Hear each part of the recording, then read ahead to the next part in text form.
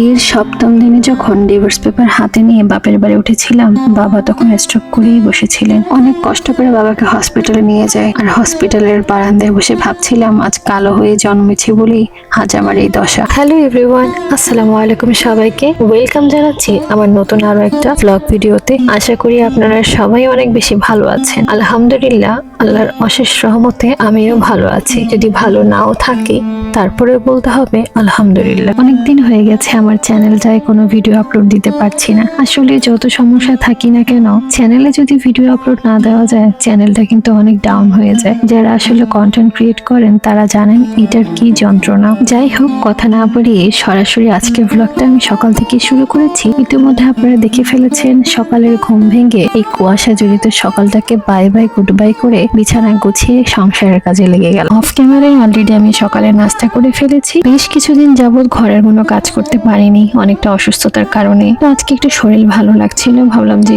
ঘরের কাজগুলো করি। একদম সবকিছু এলোমেলো হয়েছিল, ঘর মোছা ছিল না, কোনো কিছুই গোছানো ছিল না। শরীরটা ভালো হয়েছে, ঘরের কাজে লেগে গেলাম। আমার জীবনের গুরুত্বপূর্ণ একটা কথা আপনাদের সাথে শেয়ার করব। আসলে আমার বন্ধু বান্ধব বলতে কেউই নেই, কারোর সাথে আমার সেভাবে কোনো কথা শেয়ার হয় না। তাই আপনাদের মাধ্যমে আমি আমার জীবনের ছোট ছোট গল্প আপনাদের সাথে শেয়ার করি। জানি না আপনাদের কাছে কিরকম লাগে বা আপনারা কে কেমন মনে করেন। প্রতিটা বাবা মাই চায় তার সন্তানদের খুব ভালো একটা ঘরে বিয়ে দিতে, বিশেষ করে মেয়েদের ক্ষেত্রে। বাবা মার কাছে সন্তানরা কখনো খোদ মেয়ে জন্মায় না। সে যেমনই দেখতে হোক, বাবা মার কাছে সে কেবলমাত্রই সন্তান। তার কি রূপ আছে, তার কি রূপ নেই, সে পঙ্গু নাকি সুস্থ, বাবা মার কাছে সন্তান মানে এক টুকরো ভালোবাসা। বাবা খুব শখ করে আমি ইন্টার পড়া অবস্থায় আমাকে বিয়ে দিয়ে দেন। বাবার একমাত্র মেয়ে আমি, খুব ধুমধাম করে বিয়ে দেন। বিয়েতে কোনো ত্রুটি রাখেননি। বিয়ের প্রথম রাতেই বুঝেছিলাম আমার স্বামী এবং আমার শাশুড়ি কারোরই আমি পছন্দের ছিলাম না।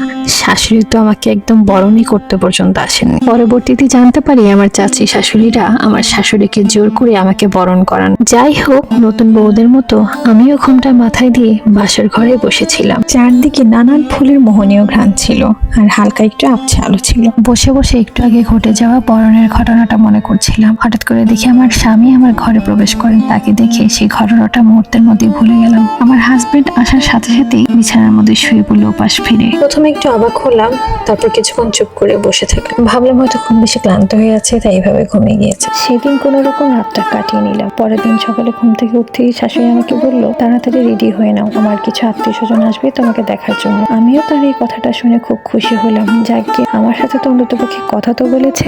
পরেই ঘর ভর্তি মেহমান দিয়ে ভরে গেল। আমি আমার মাথায় ঘোমটা দিয়ে তাদের সঙ্গে দেখা করতে গেলাম। আমার ঘোমটা তুলতে দেখি সামনে আমার খালা শাশুড়ি দাঁড়িয়ে আছে, এবং তিনি আমাকে দেখি হঠাৎ করে নীরব হয়ে গেল। এরপর শুরু হয়ে গেল ফিসফিসানি। আর সবাই বলছে এটা কি বিয়ে করে নিয়ে এসেছি, এত কালো, ছেলে দিয়ে মেয়ে একদমই মানায় নাই। আমাদের ছেলে হচ্ছে একদম চাঁদের মতো দেখতে, আর মেয়ে কি নিয়ে আসছে। এই মেয়ে এত কালো যে অন্ধকারের মধ্যেও মানুষ খুঁজে পাবে না। আর ছোট বাচ্চারা যদি আমাকে দেখে তারা নাকি আমাকে দেখলে ভয় পাবে। এসব বলে বাসার আত্মীয় স্বজন সবাই মন্তব্য করা শুরু করে দিয়েছে। তাদের এই কথা শোনার পর মাথার মধ্যে এত বেশি জেদ কাজ করলো, আমি সাথে সাথে আমার মাথার ঘোমটাটা সরিয়ে তাদেরকে বললাম, আপনারা কি আমাকে দেখে আনেননি, নাকি আপনারা দেখার সময় চোখটা বন্ধ করেছিলেন? গায়ের রঙকে আমি নিজে তৈরি করেছি, সৃষ্টিকর্তা তৈরি করেছে, তাহলে কেন আপনারা আমার গায়ের রং নিয়ে এরকম মন্তব্য করছেন? আমার এতটুকু কথাতেই যেন মনে হলো ভিঙ্গলের চাকে ঢিল পড়ার মতো হলো। আমাকে তো বলা শুরু করেই দিল, বাপ মাকে শিক্ষা দেয়নি, আমি একটা বেয়াদব, বড়দের সাথে কি করে কথা বলতে হয় সেটা আমার জানা নেই। আবার আমার শাশুড়িকে বলা শুরু করলো, দুদিন না যেতে মুখ দিয়ে এত বড় বড় কথা বের হচ্ছে, দিন তো আরো অনেক বাকি রয়ে গেছে। এত সবকিছু রেজাল্ট পেয়ে গেছি সন্ধ্যাবেলা। আমার স্বামী ঘরে এসে কোনো কথা না বলেই আমাকে দুটা চড় মারলো এবং আমার চুলের মুঠি ধরে বললো, তোর এত বড় সাহস, তুই আমার মা খালাদের সাথে তর্ক করি, এক্ষুনি তাদের পা ধরে মাফ চা। কেউ বলতে লাগলো, খালি টাকার জন্য আমি তোকে বিয়ে করেছি, তুই যে কালির কালি, এই কালিকে কে বিয়ে করবে? তোর মতো কালি তো আমার বাড়ির বুয়া হওয়ার যোগ্যতা রাখে না। এরপর আমি আর কিছু সহ্য করতে পারলাম না। সাথে সাথে আমার চুল থেকে তার হাত ছাড়িয়ে নিয়ে তাকে বললাম, আমি কেন তাদের কাছে মাফ চাইতে যাব? আমার দোষটা কোথায়? কেন আমাকে অপমান করা হচ্ছে? আমি কালো বলে কি আমার কোনো দাম নেই? আর আমি কালো সেটাকে আমার নিজের হাত দিয়ে করেছি। এই কথাটা শোনার পর আমার স্বামী সাথে সাথে নিজের ঘর থেকে বের হয়ে গেল। 2 দিন যাওয়ার পর বাকি যে 5টা দিন ছিলাম ওই বাড়িতে, ওই বাড়ির প্রতিটা দিন মনে হয়েছে নিজেকে শেষ করে দিই। এই যন্ত্রণার কোনোভাবে সহ্য হচ্ছিল না। আমি এই যন্ত্রণা থেকে মুক্তি পেতে চাই। শেষের দিনটা আমার স্বামী নিজে এসে একটা খাম হাতে দিয়ে বলল, তোর মতো মেয়ের সাথে আমার আর সংসার করা সম্ভব না। তোর মতো মেয়ের সাথে সংসার করতে গেলে প্রতিনিয়ত এরকম অশান্তি লেগেই থাকবে। তার উপরে তোর যে রং আর তোর যে এত তেজ। এই কথাটা শোনার পর আমার অনেক বেশি কষ্ট হলো। আরো বেশি কষ্ট হলো যখন সে আমাকে বলল, তোর সাথে যদি সংসার করি আমার বাচ্চা কাচ্চা ঠিক তোর মতোই কয়লা হবে। এটা শোনার পর মনে হলো আমার বুকের ভেতরটা একদম ছিঁড়ে খান খান হয়ে গেল।